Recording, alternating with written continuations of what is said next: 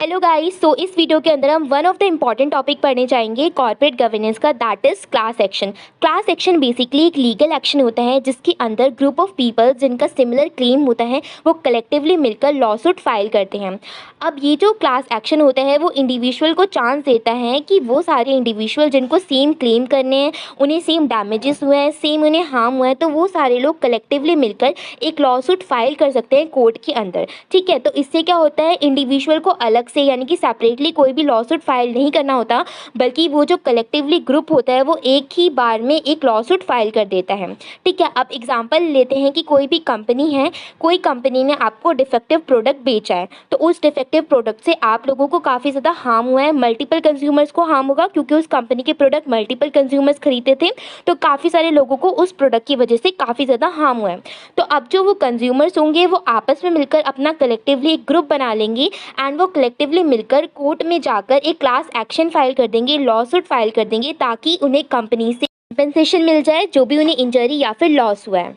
Now the next topic is class action law suits के अंदर कौन कौन से कॉजेज ऑफ एक्शंस होते हैं, दैट इज लीगल ग्राउंड्स क्या है या फिर रीजंस क्या हैं जिन रीजंस के कारण जो लॉ सूट होता है वो कोई भी ग्रुप ऑफ इंडिविजुअल आपस में मिलकर फिल करते हैं। नाउ फर्स्ट कॉज है that is common legal claims. अब जो क्लास एक्शन होता है टिपिकली तब राइज होते हैं जब आपस में काफ़ी सारे इंडिविजुअल मिलकर एक अपना ग्रुप बना देते हैं एंड वो जो ग्रुप ऑफ इंडिविजुअल होता है उनको सिमिलर काइंड का हार्म हुआ होता है या फिर सिमिलर काइंड की इंजरीज हुई होती हैं जिनके खिलाफ उन्हें क्लेम चाहिए होता है कंपनी से। ठीक है, अब ये जो कॉज ऑफ एक्शन है इसके अंदर जो क्लास एक्शन लॉसूट फाइल करेगी कोई भी ग्रुप, तो यहाँ पर वो सारे इंडिविजुअल्स मिले होते हैं ग्रुप के अंदर जिनका सिमिलर काइंड का क्लेम होता है, जैसे कि उनके साथ प्रोडक्ट लायबिलिटी का क्लेम है या फिर उनके साथ एज अ कंज्यूमर कोई फ्रॉड करा है किसी भी कंपनी ने, उनकी जो सिक्योरिटीज़ थी, जो भी इन्वेस्टमेंट थी वो फ्रॉड हुई है, या फिर हो सकता है कि उनके साथ एम्प्लॉयमेंट डिस्क्रिमिनेशन करा गया है, या फिर फिफ्थ रीज़न ये भी हो सकता है कि उनके साथ इन्वायरमेंटल डैमेज हुआ है। तो यहाँ पे वो सारे इंडिविजुअल्स इन्वॉल्व हैं जिनको सेम काइंड का क्लेम चाहिए, तो ये हमारा पहला क्लेम होता है कॉमन लीगल क्लेम।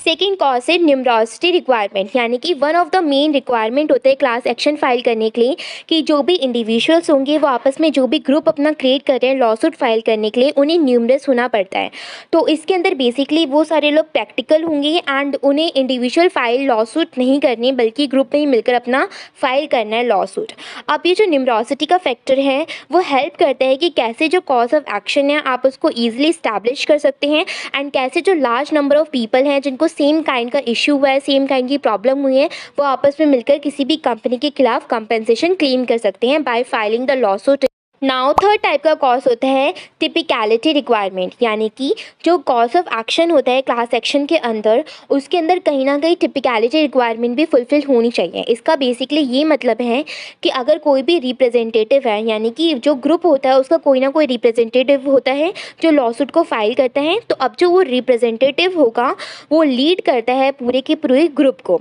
तो यहाँ पर जो रिप्रेजेंटेटिव है जो कि क्लास एक्शन को फाइल कर रहा है उसे टिपिकल होना चाहिए पूरी क्लास के लिए, इंटायर क्लास के लिए वो बंदा जो होगा वो टिपिकल होगा। अभी जो टिपिकलिटी रिक्वायरमेंट होती है वो इस चीज़ को इंश्योर करती है कि जो भी हमारा क्लास एक्शन जो भी फाइल करी गई है वो ओवरऑल ग्रुप की तरफ से फाइल करी गई है, यानी कि ओवरऑल ग्रुप ने बोला था, सहमति दी थी, उसके बाद लॉसूट फाइल करा गया। तो यहाँ पे जो रिप्रेजेंटेटिव होगा वो ओवरऑल ग्रुप की तरफ से रिप्रेजेंटेटिव बनकर क्लास एक्शन को फाइल करेगा कोर्ट के अंदर।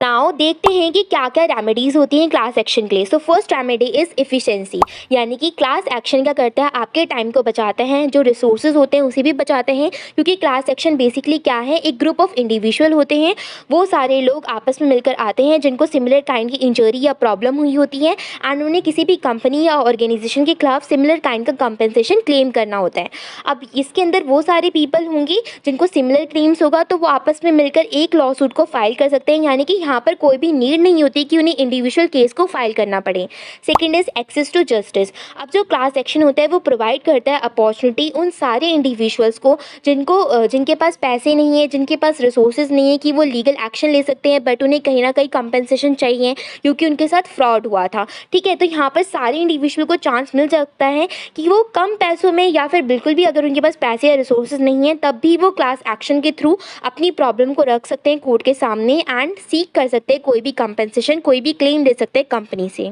Now third remedy is fairness. अब जो क्लास एक्शन होता है वो इस चीज़ को इंश्योर करता है कि हर जो बंदा उस ग्रुप के अंदर इन्वॉल्व है वो पर्टिकुलर अपने इशू के लिए इन्वॉल्व है, यानी कि उसका किसी भी पर्टिकुलर इशू से कोई भी अफेक्ट नहीं होना चाहिए एंड उसके पास प्रॉपर उसे चांस मिलता है कि वो अपनी वॉइस को रेज़ कर सकते हैं, अपने मैटर को रख सकते हैं ग्रुप के सामने एंड जो भी उसके राइट्स होंगे उसको प्रोटेक्ट करा जाएगा। यानी कि सिर्फ और सिर्फ कुछ इंडिविजुअल को ही वजूद नहीं दिया जाता पूरे ग्रुप के अंदर, बल्कि पर्टिकुलरली जो भी इंडिविजुअल उस ग्रुप में शामिल होते हैं क्लास एक्शन के, उन सबको बराबर का मौका दिया जाता है अपनी वॉइस को रेज़ करने का, अपने मैटर को रखने का ग्रुप के सामने।